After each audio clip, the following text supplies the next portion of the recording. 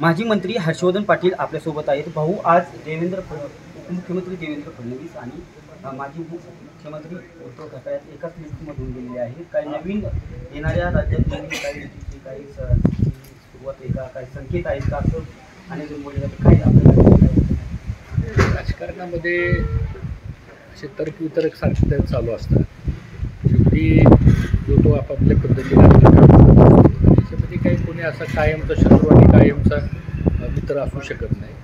राजकारणामध्ये या घटना घडत असतात। कदाचित ते दोघं एका वेळेस लिफ्टमध्ये बसले असतील आणि बरोबर गेले असतील। आता त्यांची काय चर्चा झाली मला काय माहीत नाही। मला असं वाटतं की शेवटी महाराष्ट्र एक वेगळं राज्य आहे। त्या राज्यामधली एक संस्कृती आहे। सातत्यानं जरी आपण एकामेकाच्या विरोधात असलो म्हणून काय सातत्यानं आपण एकामेकाची वैरी नसतो। गाठीभेटी झाल्यानंतर बोलणं होतं, भेटणं होतं, चर्चा होते।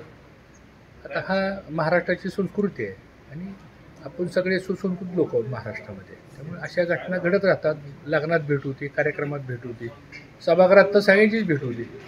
सभागृह काय फक्त सत्ताधारी पक्षाचं नसतं किंवा विरोधी पक्षाचं नसतं। सभागृह ही सभागृह सर्वांचंच सभागृह आहे। मला असं वाटतं की त्या पद्धतीने आता काल माननीय पंतप्रधान मोदीजी राहुल गांधींचं अभिनंदन करून दोघं मिळून सभापतींना त्या खुर्चीवर बसवायला गेले। हे लोकशाहीमधले एक संकेत असतात। मला वाटतं त्या दृष्टीने आपण पाहिलं पाहिजे। भाऊ, सर्वात आत्ता विधानसभेचं वेगळी वाढलेली आहे। थोड्या दिवसात विधानसभा निवडणूक आलेली आहे। आपला इंदापूर मतदारसंघ हा नेहमीच चर्चेत राहिलेला आहे आणि दोन्ही बाजूनी महायुतीतनं इच्छुक असणाऱ्यापैकी अगदी विद्यमान आमदार दत्तात्रय भरणे देखील म्हणतात की फडणवीस जे शब्द देतील त्यांना उमेदवारी दिली जाईल, त्यांचं आम्ही काम करू। तुम्ही तेच सांगत आहात, पण एका बाजूला फडणवीस यांचे भारतीय जनता पार्टीसाठी प्राधान्य राहील, तर आपली उमेदवारी निश्चित समजायची का, कशा पद्धतीने? असं आहे की शेवटी महायुती म्हणून एकत्रपणे ह्या निवडणुका लढवायच्यात असं साधारणतः संकेत दिसत आहेत आणि त्याप्रमाणे अजून कुठलीही चर्चा विधानसभेच्या निवडणुकीची झालेली नाही।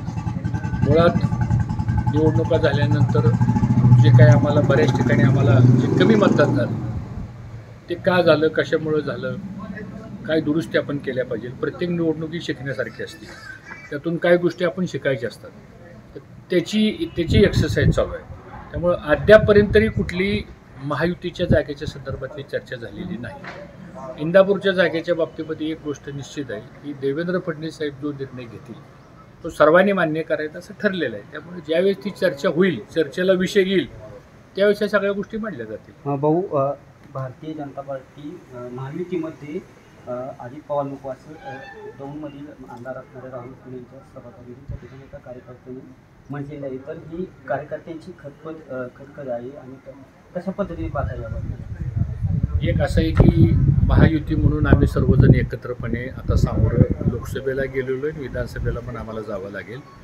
साहजिक आहे, प्रत्येक कार्यकर्त्याचं या त्या निमित्ताने काही व्यक्तिगत मतं असतात। लोकशाहीमध्ये प्रत्येकाला आपलं मत व्यक्त करण्याचा अधिकार आहे। कदाचित त्या अँगलने काय लोकांनी ती भूमिका व्यक्त केली असेल, परंतु त्यांनी त्यांचं वैयक्तिक मत मांडलं, मग ते काय पक्षाचं मत नाही। आणि मला असं वाटतं की या संदर्भातली आमचं केंद्रीय नेतृत्व आणि राज्याचं नेतृत्व हे या बाबतीमध्ये बसून निर्णय घेतात आणि त्याप्रमाणे महायुती निर्माण झालेली आहे आणि त्या पद्धतीने पुढं काम होईल। नक्कीच उपमुख्यमंत्री देवेंद्र फडणवीस जो निर्णय घेतील तो आम्ही प्राधान्याने मानू आणि तोच निर्णय अंतिम असेल, असं माजी मंत्री हर्षवर्धन पाटील यांनी सांगितलेलं आहे। कॅमेरा पर्सन विकी चव्हाण समिती दीपक कापडे, TV9 मराठी, इंदापूर।